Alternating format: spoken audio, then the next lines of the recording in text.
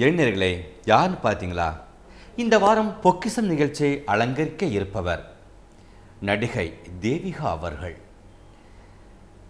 1943 இவர் பிறந்தார்.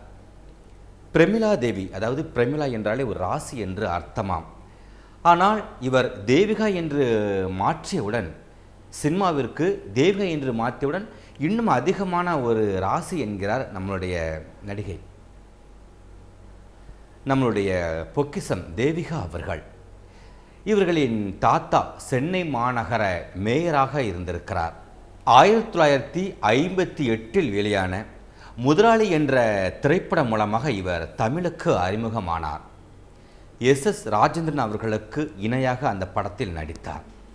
அதனைத் தொடர்ந்து பல படங்கள் நடித்து கொண்டே வந்தார். PS வீரப்பா அவர்களின் ஆனந்த ஜோதி திரைப்படம், அதாவது நம்முடைய வில்லன் நடிகர் PS வீரப்பாவுக்கு அவரோட சொந்த படம் ஆனந்த ஜோதி. இந்த ஆனந்த ஜோதியில் அதிலும் ஒரு பாடல், நினைக்க தெரிந்த மனமே உனக்கு மறக்க தெரியாதா என தொடங்கும் அந்த பாடலில்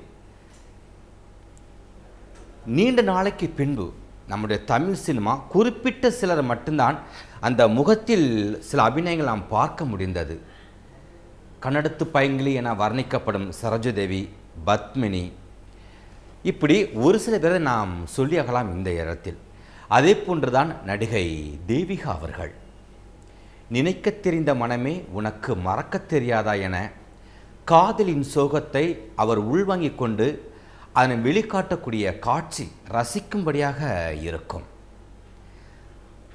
அன்றைய காலகட்டங்களில் வந்த அத்தனை திரைப்படங்களிலும் பார்த்து கொண்டோம் என்றால், அந்த திரைப்படத்தில் இடம்பெற்ற பாடல் வரிகளுக்கு முக்கியத்துவம் இருக்கும், இசைக்கு முக்கியத்துவம் இருக்கும். ஏனென்றால் யாரை யார் மிஞ்சுவது, கதையா பாடலா இசையா, இதில் நடிப்பு என்பதில் அது இறைவனால் படைக்கப்பட்ட ஒரு கலை. பிறவி கலைஞர்களாக தான் அதை கொண்டு வர முடியும். அந்த வகையில் தேவி அவர்கள் நடிப்பு ஒரு பிறவி கலையாக தெரியும் ஆனந்த ஜோதியில்.